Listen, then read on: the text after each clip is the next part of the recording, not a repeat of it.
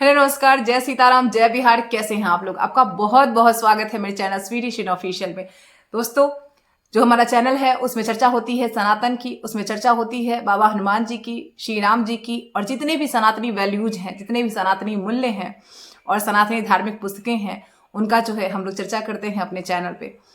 क्योंकि आज सबसे पहले हम एक भारतीय हैं और आज 79th जो है 79वां स्वतंत्रता दिवस है, इसीलिए आप सभी को स्वतंत्रता दिवस की बहुत बहुत शुभकामनाएं। आज चाहे हम भारतवर्ष के अंदर जो भी हो, चाहे एक आम इंसान हो या फिर हम प्रधानमंत्री ही क्यों ना हो जाए, हम सबसे पहले एक भारतीय हैं। और हम आज जो भी कर रहे हैं वो इसीलिए कर रहे हैं क्योंकि हमारा देश आज़ाद है और ये आज़ादी हमें बिल्कुल ही आसान तरीके से नहीं मिली है। इसीलिए हम कुछ भी करें, हमें इस दिन पे जितने भी लोगों ने इसके पीछे जो है अपने प्राणों की आहुति दी है उनको नमन जरूर करना चाहिए। तो हम बहुत बहुत नमन करते हैं अपने सभी फ्रीडम फाइटर्स का, स्वतंत्रता के आंदोलन में जिन्होंने भी अपने प्राणों की आहुति दी। हम उनको कोटि कोटि नमन करते हुए जो है आगे बढ़ते हैं। आज अपने चैनल में जो है हम बात करेंगे जो कि हमारे सनातनियों का एक बहुत ही बहुत ही बड़ा त्यौहार है, वो है आपको श्री कृष्ण जन्माष्टमी। वो दोस्तों कल यानी 16 अगस्त को है। तो इसलिए मैंने सोचा कि जो मैं करती हूँ या फिर एज ए सनातनी आपको क्या बेसिक चीज़ें हैं जो आपको इस दिन करनी चाहिए, तो इसलिए इस वीडियो में हम उसी पर चर्चा करेंगे। सबसे पहले अगर हम बात करें दोस्तों कि ये व्रत कब है, बहुत सारे लोगों के बीच में इस चीज़ को है कि ये व्रत कब है, 15 को मनाए 16 को मनाए। तो देखिए, आज जो है 15 अगस्त है, ठीक है। तो आज अगर बहुत लोग कहते हैं कि निशा काल में जब हम पूजा करेंगे तो आज ही कर सकते हैं, 15 अगस्त को ही कर सकते हैं। तो आज की तिथि क्यों हम आज जो है जन्माष्टमी नहीं मना सकते हैं? ऐसा क्या रीजन है जिसकी वजह से आज जन्माष्टमी नहीं मनाया जा सकता है? तो आज जन्माष्टमी नहीं मनाने के पीछे जो रीजन है वो ये है कि आज जो अष्टमी है वो सप्तमी के साथ है, ठीक है। सप्तमी तिथि के साथ अष्टमी है, इसीलिए कभी भी हम सप्तमी के साथ आने वाले अष्टमी को जो है नहीं मनाते हैं, ये हमारे शास्त्रों में कहा गया है। और दूसरा अगर हम बात करें कि अगर हमारे यहाँ जो हम वैष्णव हैं, चूंकि हम वैष्णव हैं और वैष्णव परंपरा के अनुसार जब तक तिथि उदय नहीं होती है, जैसे जब तक जिस तिथि में सूर्य भगवान उदय होते हैं वही तिथि जो है हमारे यहाँ मान्य होती है, हमारे यहाँ मानी जाती है। तो उस क्रम में दोस्तों हम देखेंगे कि कल जो है वो उसमें कल की अष्टमी में जो है सूर्य भगवान उदय होंगे, इसलिए हमारे वैष्णव परंपरा के अनुसार जो है वो कल यानी कि 16 अगस्त को जो है अष्टमी मनाई जाएगी। अब हम देखते हैं कि कल क्यों मनाए। एक तो ये हो गया कि उदया जिस हमारे यहाँ जिस परंपरा को हम मानते हैं, तो एक और कारण है इसका, वो ये है कि कल अष्टमी के साथ नवमी लगेगा। तो हम अष्टमी तिथि के साथ आने वाले नवमी तिथि के अगर दोनों अष्टमी और नवमी संयुक्त होता है तिथि, तो उसमें हम व्रत मना सकते हैं। लेकिन कभी भी सप्तमी और अष्टमी जब संयुक्त होता है तो उसमें हम किसी भी व्रत को नहीं मना सकते हैं, ऐसा हमारा शास्त्र कहता है। अब हम बात करते हैं कि हम एक वैष्णव हैं, हम एक सनातनी हैं, तो हम कैसे श्री कृष्ण जन्माष्टमी का पर्व जो है बहुत अच्छे से मनाएं, बहुत ही सरल तरीके से मनाएं। मैं किसी भी बहुत ही कर्मकांडी की भक्ति को प्रोत्साहित नहीं करती, अगर आप कर रहे हैं तो बहुत अच्छी बात है। सबसे पहले हम क्या करेंगे, कल 16 अगस्त के दिन सबसे आज ध्यान लेते हैं कि अष्टमी शुरू कब से हो रही है। आज जो है 12 बजे के बाद अष्टमी शुरू हो रही है और कल जो है वो 10:30 तक 11 बजे के लगभग तक हमारी जो है अष्टमी की तिथि कल है, तो इसीलिए हम उसको मना सकते हैं। कल जो है निशा काल पूजा का जो समय है वो है आपको 12:04 से लेकर 12 जो है वो 47 तक। तो कल जो भी लोग 12 बजे तक वाला पूजा करते हैं कि 12 बजे भगवान का जन्म हो गया, उसके बाद हम जो है पारण ग्रहण कर ले, तो वो लोग के लिए निशा पूजा का समय है कल 12:04 से लेकर 12:47 तक। उसके बाद आप पारण कर सकते हैं। वो लोग जो कि नवमी के दिन यानी कि अगले दिन यानी 17 अगस्त को पारण करेंगे, उनके लिए क्या व्रत की विधि है। सबसे पहले अगर आप वैष्णव हैं, आप सनातनी हैं, तो निश्चित ही इस दिन व्रत रखें। अगर आपकी अवस्था है व्रत रखने वाली, तो मैं ऐसे नहीं कहती कि अगर आपकी अवस्था नहीं है फिर भी आप इस व्रत को रखिए, ये चीजें नहीं कहती मैं।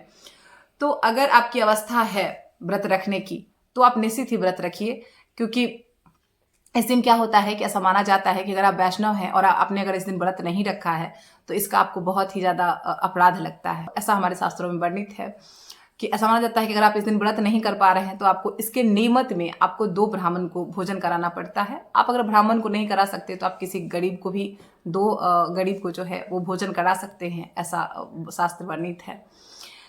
तो सबसे पहले उन लोगों के लिए जो निर्जला व्रत कर रहे हैं, तो निर्जला व्रत कर रहे हैं तो बहुत अच्छी बात है, आप निर्जला व्रत कीजिए, दिन भर भगवान का जो है सेवा कीजिए।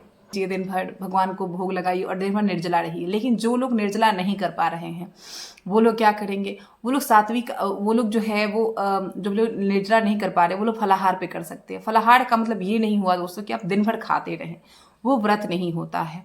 व्रत में होता है या फिर आप सिंघाड़े का आटा खा ले, आप कद्दू का आटा खा ले, तो ये देखिए आपके अपने ऊपर है। लेकिन अगर फलाहार का मतलब फलाहार ही होता है, इसमें आपको फल का ही आहार करना है, दूध का करना है, फल का करना है, तो इन सब चीजों का ही आहार आप कर सकते हैं।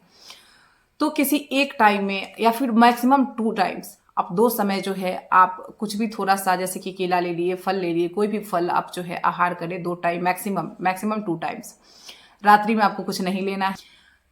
आप अगर चाय पानी आप दिन भर जो पेय पदार्थ है वो ले सकते हैं। अब हम बात करते हैं कि वैसे लोग जो कि बिल्कुल भी कोई व्रत नहीं कर सकते हैं, या फिर जिनको कोई तकलीफ है, जिनको कोई पीड़ा है शरीर में, वो स्वस्थ नहीं है, वो नहीं कर सकते हैं, तो उनके लिए सबसे बेस्ट रेमेडी क्या है, आप क्या कीजिए, सात्विक आहार ग्रहण कीजिए। भगवान को पहले भोग लगाइए और उसके बाद सात्विक आहार भोजन कीजिए। 1 से 2 बार आप सात्विक आहार लीजिए, जिसमें कि आप सेंधा नमक का प्रयोग कर सकते हैं, जिसमें कि आप जो है लहसुन प्याज पूर्णतः वर्जित कर सकते हैं। तो इस तरह के व्रत आप रख सकते हैं, बिल्कुल मन में गिल्ट लाए बिना, क्योंकि मैं हमेशा कहती हूँ यथाशक्ति तथा भक्ति। आपका शरीर जितना साथ दे रहा है आप उतना ही पूजा पाठ कीजिए। अब हम बात करते हैं व्रत की विधि पे, कैसे व्रत रखें। सबसे पहले सबको पता है, सबसे पहले आप उठिए, भगवान को स्नान ध्यान कराइए। अब आप पंचामृत से स्नान कराना सबसे शुभ माना गया है। लेकिन इनकेस आपके पास पंचामृत तैयार करने की का समय नहीं हो, या फिर आप पंचामृत तैयार करने की सामग्री आपके पास नहीं हो, तो आपको बिल्कुल भी नहीं है, तो आप नॉर्मल भगवान को दूध से ये स्नान करा सकते हैं, या फिर भगवान को गंगाजल से भी स्नान कराइए। मन में भाव रखिए कि प्रभु मेरे लिए, मेरे पास यही सामर्थ्य है, बस आप यही स्वीकार कीजिए, तो वो मेरा यकीन मान के चलिए वो पंचामृत से ज़्यादा काम करेगा। उसके बाद एक पीले रंग की जो है, पीले रंग का वस्त्र जो है भगवान को अपने सित रूप से अर्पित करें। इसके अलावा माला अर्पित करें। बांसुरी अर्पित करना बहुत अच्छा माना गया है। बांसुरी के साथ साथ आप मोर पंख अर्पित करें भगवान को, ये आज बहुत ही ज़्यादा शुभ माना गया है। लेकिन अगर इनमें से कोई भी सामग्री आपके पास नहीं है तो आप हाथ जोड़ लें भगवान के पास, बस भाव से भगवान को अर्पित करें। उसके बाद जो आसन है, आप आसन पीला रंग का लगा सकते हैं। अब हम आते हैं कि भगवान को जो है भोग क्या लगाएं। तो भगवान को भोग लगाने के अगर संदर्भ में हम बात करें, तो वैसे तो कहा गया है कि 8 प्रकार के महाभोग भगवान को आज लगाने चाहिए। जैसे कि आप पंजीरी लगा सकते हैं, धनिया की पंजीरी जो बनती है, धनिया की पंजीरी लगा सकते हैं, माखन मिश्री लगा सकते हैं, 5 तरह की अलग अलग मिठाइयाँ लगा सकते हैं, 5 तरह के फल लगा सकते हैं, 5 तरह के मेवे लगा सकते हैं। मेवा इन द सेंस की सूखा मेवा, इन द सेंस की काजू किशमिश पिस्ता, ये सारी जो चीज़ें होती हैं वो लगा सकते हैं। इनके सबके पास इतना सामर्थ्य नहीं होता कि सब लोग जो है इतने सारी चीज़ों को अफोर्ड कर सके। तो मेरा जो चैनल है और मेरा जो मानना है वो यही है कि आप, मैंने पहले भी कहा है कि यथाशक्ति तथा भक्ति करिए। तो आपको कोई ज़रूरत नहीं है, आप भगवान के सामने हाथ जोड़िए, आपके पास जो भी है। अगर आप एक मिठाई चढ़ा सकते हैं, एक मिठाई चढ़ाइए। अगर आप सिर्फ माखन मिश्री अगर नहीं है तो सिर्फ मिश्री चढ़ा सकते हैं, वो भी दैट्स गुड। या फिर आप एक भी फल है आपके पास वो चढ़ा दीजिए। कुछ नहीं है, थोड़ा सा खीर बनाइए, भगवान को चढ़ाइए, ये भी आप कर सकते हैं।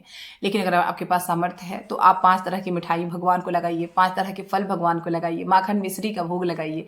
और सबसे बड़ी बात है, धनिया की जो कूट के पंजीरी बनती है वो आप भगवान को इस दिन जरूर लगाइए। बहुत ही ज़्यादा जो है वो प्रभावशाली होता है, बहुत ही ज़्यादा पसंद है भगवान को। एक काम आपको हमेशा करना है, आपको आपके पास कोई भी भोग आप लगाए न लगाए, भगवान को तुलसी पत्र इस दिन जरूर अर्पित करना है।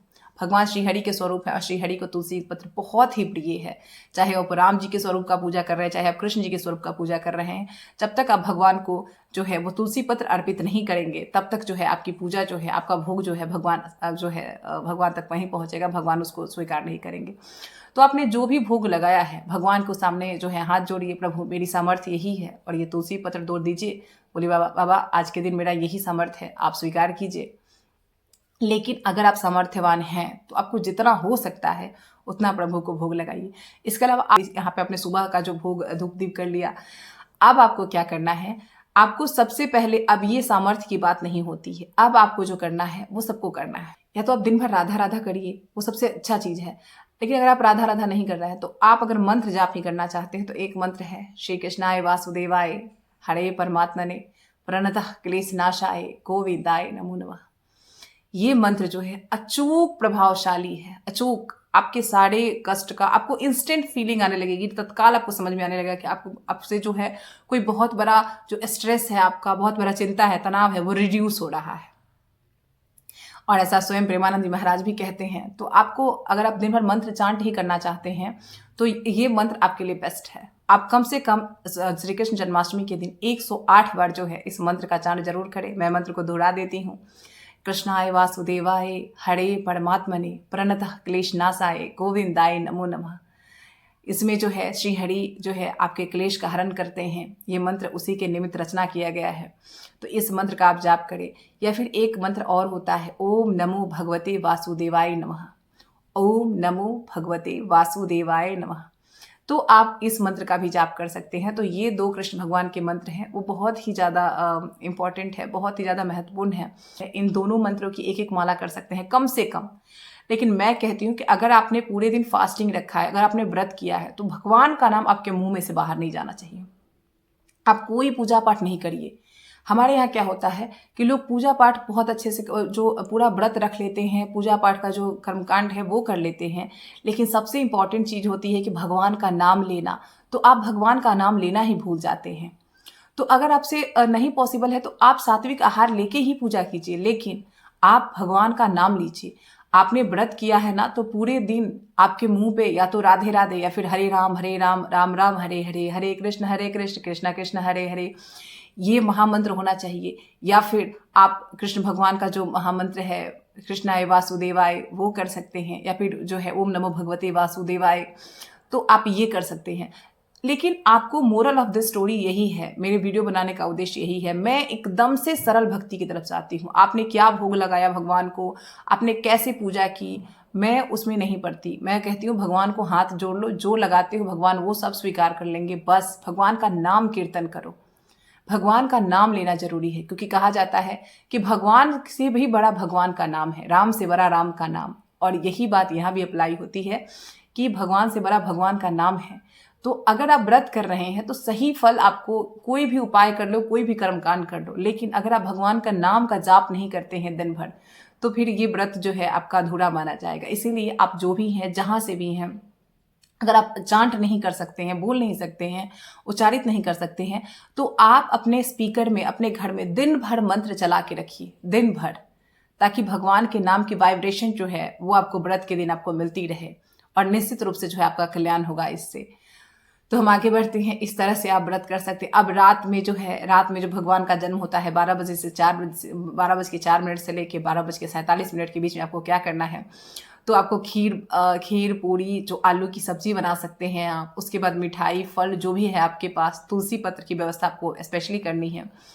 भगवान को चढ़ाइए। भगवान को, आपको बहुत कुछ नहीं आता तो भगवान से कहिए, प्रभु आप अवतरित हुए हैं, इसकी मुझे बहुत खुशी है और मैं आपका बहुत बहुत स्वागत करती हूँ।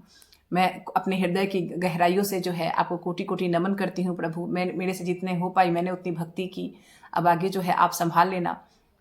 सब कुछ प्रभु के श्री चरणों में समर्पित करके जो है वो आपको भोग लगाना है, धूप दीप करना है। इसके अलावा नाम संकीर्तन करना है, बहुत ज़्यादा, राधा राधा राधा राधा, कम से कम आधा घंटा आपको नाम संकीर्तन करना है। और आपको जो है उसके बाद आरती करनी है और अपनी पूजा समाप्त करनी है। उसके बाद आप पारण उस दिन करना चाहें तो कर सकते हैं, लेकिन 17 अगस्त को जो है सुबह में 5:30 बजे के बाद आप पारण की बहुत अच्छी तिथि है, आप उसमें पारण कर सकते हैं। तो इस तरह से जो है श्री कृष्ण जन्माष्टमी सभी लोग मनाइए। बहुत बहुत बधाई आपको फिर से, क्योंकि हम वैष्णव हैं, हम सनातनी हैं और हमारे लिए बहुत बड़ा त्यौहार है। तो आप सब लोग जो है अच्छे तरीके से मनाइए। व्रत कर पा रहे हैं ठीक है, नहीं कर पा रहे हैं कोई गिल्ट नहीं पालना है, बस सात्विकता का ध्यान रखना है आपको।